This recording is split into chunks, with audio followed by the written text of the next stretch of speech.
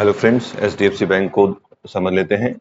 HDFC वापस अपने high पे आ गया है। हाई के कहने का मतलब ये है कि जो रेगुलर बेसिस पे एचडीएफसी बैंक जो रेजिस्टेंस लेता आ रहा है, ठीक है, उस रेजिस्टेंस पे वापस आ चुका है। मतलब कि इसका जो रेजिस्टेंस है 1700 का है, 100 का है। हाई ये 1750 1760 मार चुका है, लेकिन इस 1700 1720 के ऊपर सस्टेन नहीं कर पाता है।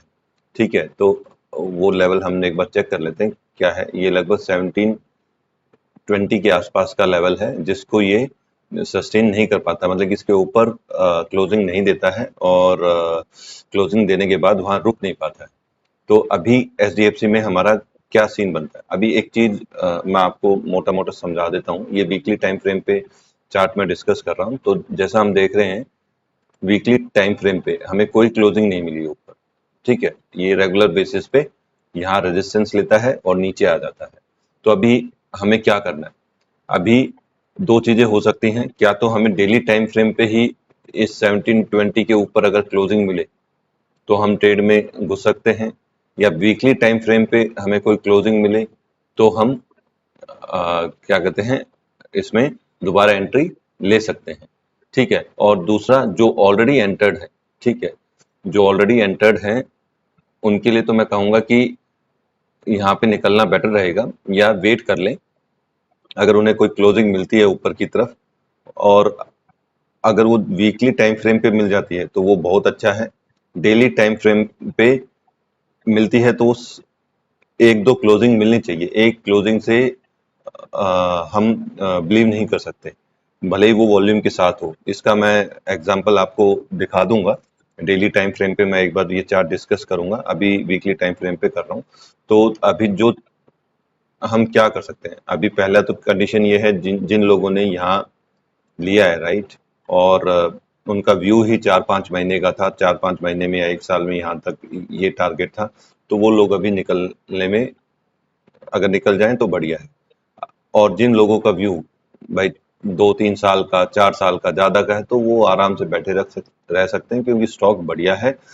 इसकी ये जर्नी तो कुछ भी नहीं है। अभी ये ऊपर के लेवल भी जाएगा, 1800 भी जाएगा, 1900 भी जाएगा, 2100 भी जाएगा।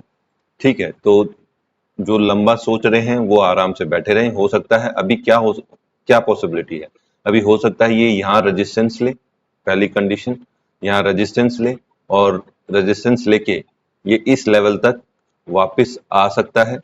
ठीक है, अगर इसे ऊपर की जर्नी करनी है ना, तो इस लेवल से नीचे, मतलब कि मैं 1550 से नीचे अब स्टॉक को नहीं देख रहा हूँ। और बल्कि इसी लेवल पे अगर कंसोलिडेट कर जाए, मतलब कि ये 1650 के आसपास के लेवल में कंसोलिडेट करे, एक मिनट दिखा देता हूँ, इस लेवल पे, तो और बढ़िया है। तो ये 4-5 वीक का कंसोलिडेशन बना के ये क्या है, ये एक हमारा कप पैटर्न है और उसका हैंडल फॉर्मेशन हो जाएगा। ठीक है, और वीकली पे अगर क्लोजिंग मिलती है तो बहुत बढ़िया है। वीकली में ये दिक्कत है कि स्टॉप लॉस हमारा थोड़ा सा बड़ा हो जाता है। ठीक, तो अभी वीकली में ये हो गया कि अगर वीकली में क्लोजिंग मिलती है तो स्टॉक में पॉसिबिलिटी हमारी बनती है अपसाइड के मूवमेंट के लिए, और एंट्री बना सकते हैं। और बाकी आप अपने लेवल पे चेक कर लेना। ठीक है, तो ये हो गया वीकली बेस पे। अभी डेली टाइम फ्रेम पे थोड़ा सा दिक्कत है। अभी जैसा इस यहाँ देख रहे हैं हम लोग, यहाँ किसी मतलब कोई भी ब्रेकआउट नहीं है। ठीक है, कोई क्लोजिंग ऊपर की तरफ नहीं है, तो इसलिए ये परफेक्ट है। वीकली में कोई दिक्कत नहीं है। तो वीकली में अगर हमें कोई क्लोजिंग मिलती है तो हम ले सकते हैं, क्योंकि पास्ट में ऐसा कोई प्रूफ नहीं मिलता कि इसने ऊपर क्लोजिंग दी है और फिर वापस ये नीचे आ गया। लेकिन डेली कैंडल में हमें कई प्रूफ, 2 प्रूफ मिल जाएंगे ऐसे। ठीक है, तो अभी एक मिनट डेली टाइम फ्रेम पे आ जाता हूं मैं। ये डेली टाइम फ्रेम पे आ गए, राइट। तो अभी जैसा देख रहे हैं, ये अब डेली में यहाँ कंसोलिडेट कर रहा है इस रेजिस्टेंस के आसपास, और हो सकता है और कैंडल ये बनाए।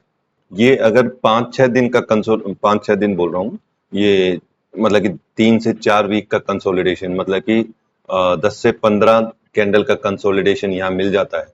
ठीक है, इस लेवल तक के अंदर अंदर, या अंदर अंदर, ठीक है। या हो सकता है कि वापस ये 200 डे मूविंग एवरेज को टेस्ट करे और अब इसको ब्रेक करना थोड़ा सा मुश्किल है। अगर इसको ये 200 डेली मूविंग एवरेज है, अगर इसको ये ब्रेक कर देता है तो हमारे लिए दिक्कत आएगी, लेकिन अभी इसको ब्रेक करना थोड़ा सा मुश्किल है। और यहीं अगर ये कंसोलिडेट होता है और उसके बाद अगर ब्रेकआउट मिलता है तो वो जेन्युइन ब्रेकआउट होने की पूरी पॉसिबिलिटी है।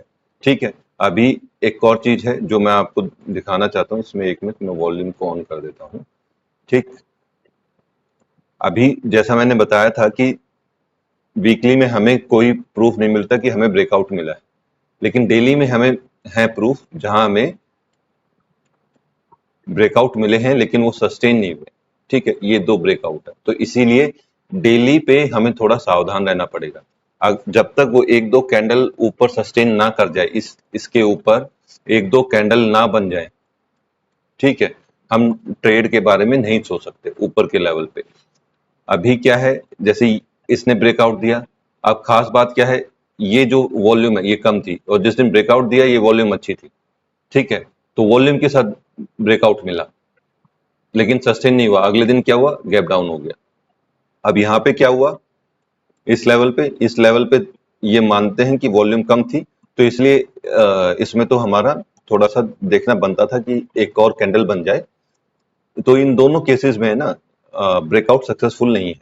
तो इसी वजह से हमें थोड़ा सा संभल के रहना पड़ेगा। अगर डेली टाइम फ्रेम पे अगर हमें ऊपर की तरफ क्लोजिंग मिलती है तो हमें एक कैंडल का और वेट करना पड़ेगा। अगर वही कैंडल ऊपर, हालांकि स्टॉप लॉस थोड़ा सा लंबा मिल जाएगा, या बेटर रहेगा कि वीकली टाइम फ्रेम पे ट्रेड कर लें। तो अगर वीकली टाइम फ्रेम पे क्लोजिंग मिलती है और स्टॉप लॉस छोटा बनता है तो हम ले सकते हैं। और अगर लॉन्ग टर्म का व्यू है तो फिर आप वहां लेके भूल जाएं, आ जाएगा प्रॉफिट 2-3 साल में। ठीक है, तो अपना कैटेगरी वाइज प्लान कर लीजिएगा। ये सब चीजें मैं कैटेगरी 1 वाले के हिसाब से बता रहा था जो स्टॉप लॉस लगाते हैं। तो इस तरह से मैंने एचडीएफसी के सारे सर्कमस्टेंसेस डिस्कस कर लिए हैं, मतलब कि एचडीएफसी बैंक में अभी क्या क्या हो सकता है। तो जो लोग ऑलरेडी पोजीशन इन है, ठीक है, और उनका व्यू ही 1700 तक का था, तो अब यहाँ निकल सकते हैं, क्योंकि अभी यहाँ पे थोड़ा सा उथल फुथल कर सकता है एचडीएफसी बैंक। दूसरी बात, मार्केट भी ऑल टाइम हाई पे है, तो हमें पता नहीं, तो बेटर रहेगा यहाँ हम प्रॉफिट बुक कर लें। और अगर ऊपर की तरफ कुछ ढंग का ब्रेकआउट मिलता है तो वापस पोजीशन, मतलब कि एचडीएफसी बैंक में दोबारा ट्रेड लेने का सोच सकते हैं। तो ये था मेरा एचडीएफसी बैंक पे मेरा टेक्निकल एनालिसिस। और इसी तरह के और स्टॉक पे एनालिसिस जानने के लिए मेरे चैनल को लाइक और सब्सक्राइब जरूर करें। Thank you.